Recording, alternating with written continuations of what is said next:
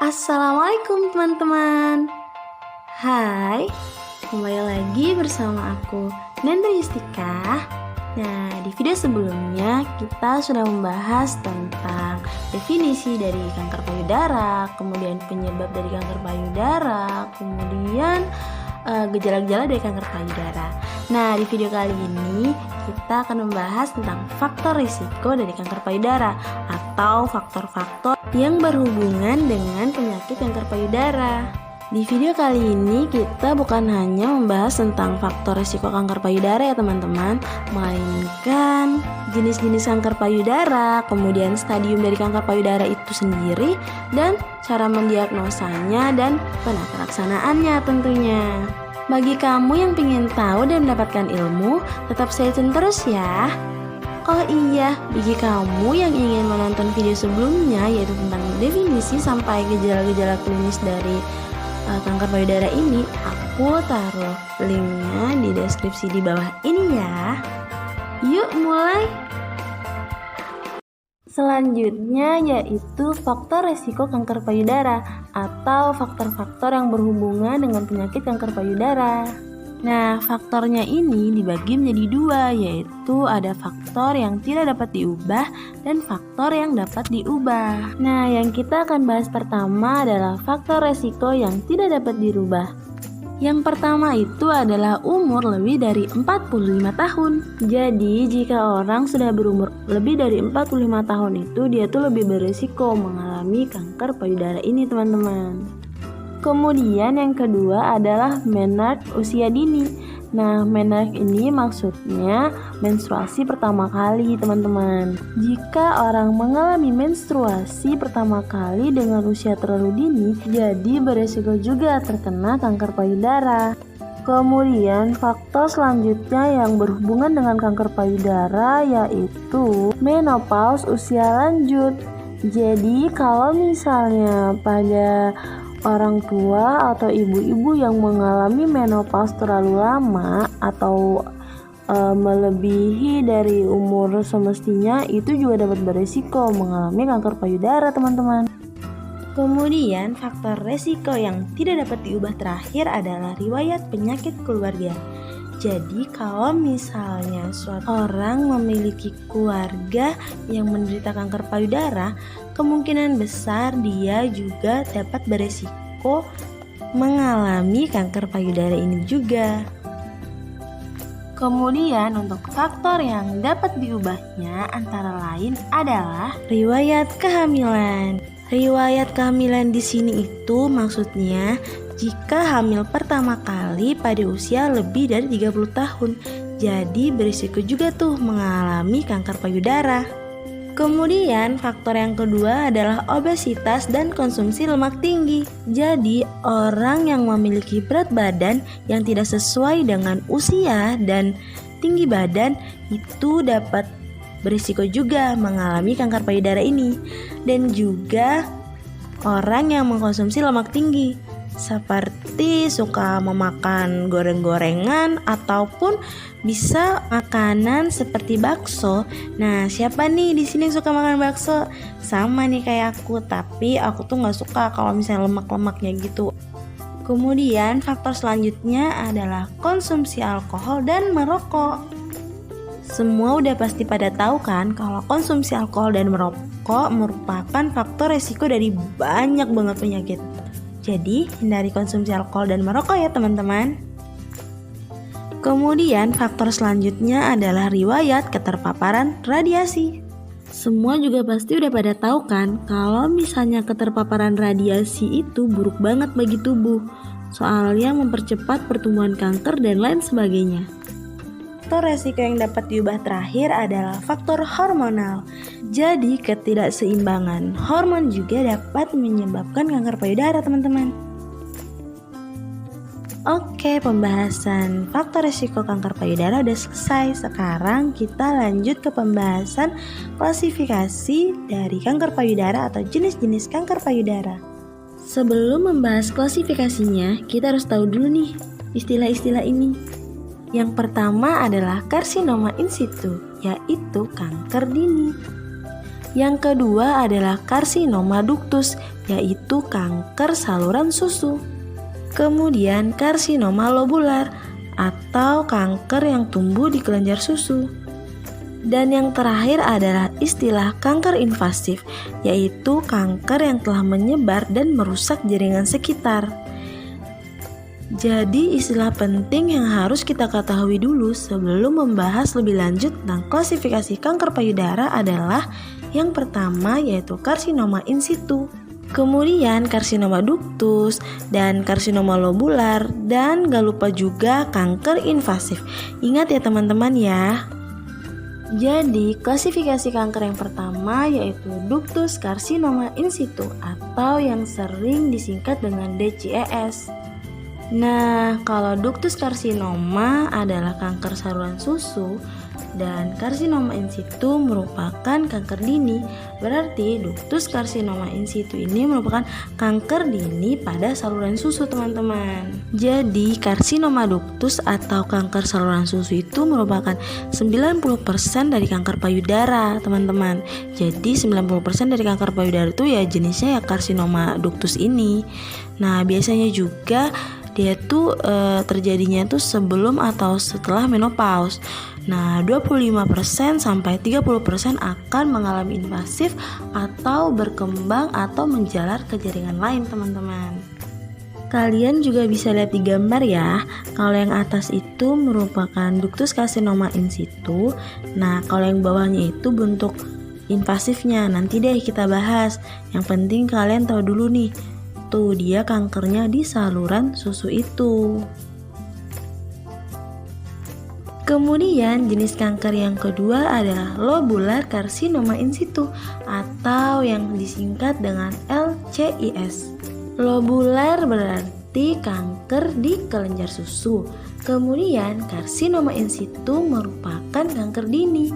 Berarti lobular karsinoma in situ itu merupakan kanker dini kelenjar susu. Nah, teman-teman bisa lihat nih di gambar. Tadi kan pada salurannya. Nah, sekarang pada duktusnya atau pada kelenjarnya. Sama ya, kalau yang atas itu yaitu LCIS, kalau yang bawah itu bentuk invasifnya. Nanti kita bahas juga. Nah, jenis kanker selanjutnya yaitu invasif ductus karsinoma atau yang disingkat dengan IDC. Nah, kalau invasif yaitu kanker yang telah menyebar dan merusak jaringan sekitar. Sedangkan kalau ductus karsinoma merupakan kanker saluran susu. Berarti invasif ductus karsinoma adalah kanker saluran susu yang telah menyebar ke jaringan sekitar. Berarti kalau udah menyebar ke jaringan sekitar berarti ganas ya, teman-teman. Nah, kalian juga bisa lihat di gambar nih. Yang invasif itu kan menyebar ke jaringan sekitar. Berarti gambarnya yang bulat di bawah itu ya, teman-teman ya. Jadi bedanya invasif ductus karsinoma sama karsinoma in situ ductus karsinoma itu ya dua ini. Kalian bisa lihat yang mana yang menyebar dan mana yang cuman ada di salurannya aja.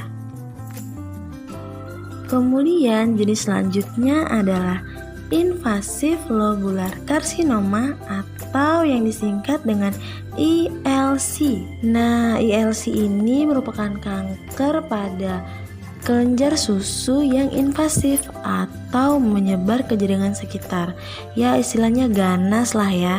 Nah, kalian bisa lihat nih gambaran di bulatan bawah, itu yang invasif lobulus karsinoma. Jadi kanker payudara itu sebenarnya dibagi menjadi dua, yaitu ada yang invasif karsinoma sama in situ karsinoma. Nah, kan kalau in situ kan kanker dini, kalau invasif kanker yang sudah menyebar ke jaringan sekitar. Nah, bukan hanya dua, tetapi ada satu lagi nih, yaitu tumor yang jarang terjadi, yaitu terdiri dari medullary karsinoma.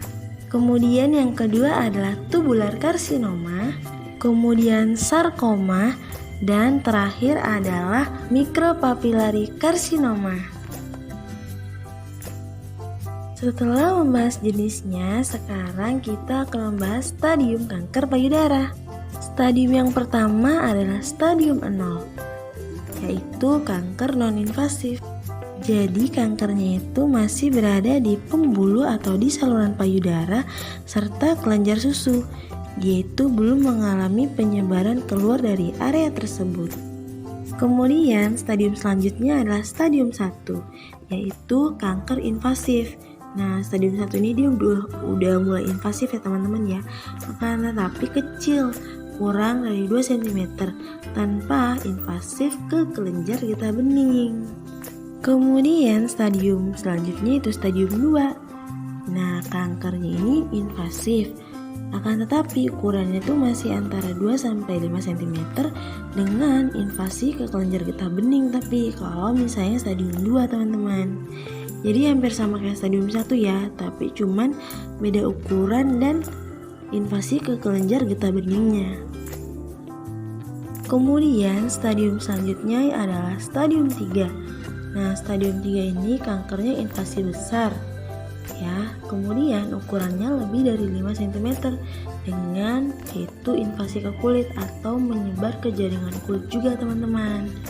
Kemudian stadium yang terakhir adalah stadium 4, yaitu kanker sudah metastase. Metastase ini adalah penyebaran kanker dari suatu organ ke organ lainnya tanpa dapat dikendalikan lagi. Nah, pembahasan selanjutnya adalah diagnosa kanker payudara atau cara mendiagnosa si penyakit kanker payudara ini. Yang pertama kita lakukan adalah anamnesa.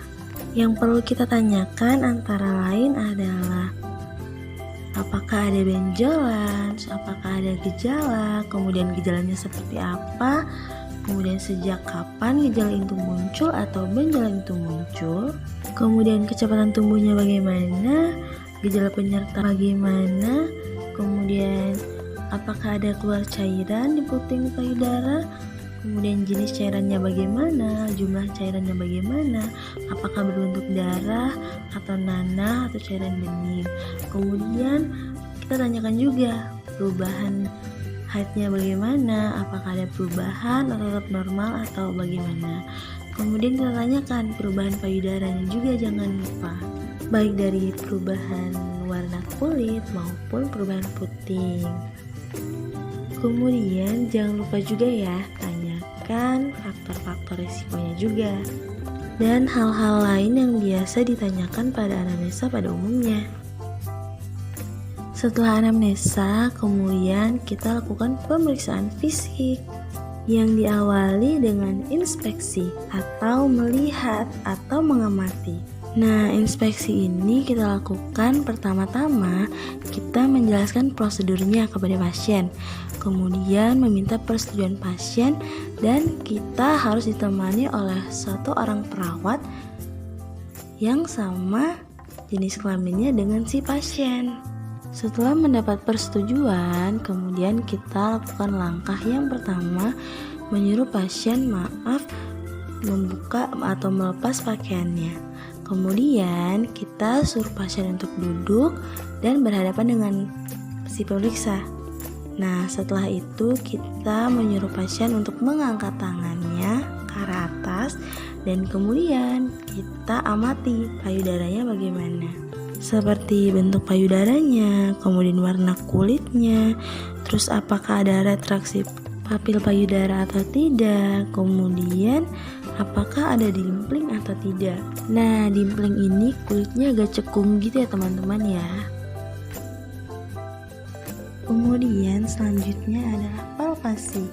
Nah, palpasi ini merupakan metode pemeriksaan menggunakan ujung jari dan tangan si pemeriksa. Pertama-tama yang harus kita lakukan adalah menyuruh pasien untuk berbaring di bed pemeriksaan. Kemudian punggung pasien kita ganjal dengan bantal. Tujuannya untuk mengangkat payudara agar mudah dipalpasi dengan baik dan benar. Setelah itu kita melakukan palpasi dengan teknik pemeriksaan payudara. Nah, setelah itu kita amati nih, apakah ada benjolannya atau tidak. Kemudian kita lihat juga jumlah benjolannya berapa, kemudian ukuran benjolannya bagaimana, bentuknya bagaimana, batasnya bagaimana, terus dapat digerakkan atau tidak, atau mobile atau tidak ya teman-teman ya, atau ada nyeri atau tidak. Nah, kemudian kita memijat halus puting susu agar mengetahui apakah ada cairan yang keluar. Itu baik cairan darah maupun nanah maupun cairan bening. Nah, pemeriksaan palpasi ini tidak hanya dilakukan dengan berbaring teman-teman, melainkan duduk kemudian pasien mengangkat tangan ke atas. Di sini tujuannya agar kita dapat memeriksa kelenjar getah bening si pasien yang daerah aksila dan supraklavikula. Nah, pada pemeriksaan kanker payudara tidak terlalu dibutuhkan pemeriksaan perkusi dan auskultasi teman-teman. Selanjutnya, untuk lebih memastikan diagnosa atau untuk benar-benar menegakkan diagnosa, diperlukanlah pemeriksaan penunjang. Nah, pemeriksaan penunjang pada kanker payudara ini antara lain adalah yang pertama adalah mamografi. Pemeriksaan mamografi ini dapat memperlihatkan kelainan pada payudara dalam bentuk terkecil, yaitu mikroklasifikasi. Nah, dia itu juga akurasinya itu sampai 90% loh teman-teman untuk pemeriksaan kanker payudaranya. Nah, untuk hasil pemeriksaan dari mamografi ini kita bisa lihat di gambar ya teman-teman ya. Hasilnya itu seperti ini. Kelihatan kan pada gambar sebelah kiri terdapat kayak nodul gitu kan. Nah, itu sel kankernya. Kemudian pemeriksaan penunjang yang kedua adalah pemeriksaan USG atau ultrasonografi. Pemeriksaan USG ini dapat membedakan benjolan berupa tumor padat atau kista. Nah, kalau kista kan biasanya benjolan berisi cairan ataupun benjolan semi padat ya teman-teman ya. Nah, bisa juga si USG ini merupakan alat untuk mengevaluasi hasil dari tumor payudara yang tampak pada pemeriksaan mamografi tadi teman-teman. Untuk hasil pemeriksaan USG kalian bisa lihat di gambar ya. Nah, kalau gambar sebelah kiri itu dia itu lesi hipoekoik atau tampak lebih gelap ya, ditandai dengan garis nomor 1 dan nomor 2. Nah, kalian bisa lihat, nah dia itu berbatas tegas. Nah, kalau dia berbatas tegas, dia tuh kankernya condong jinak.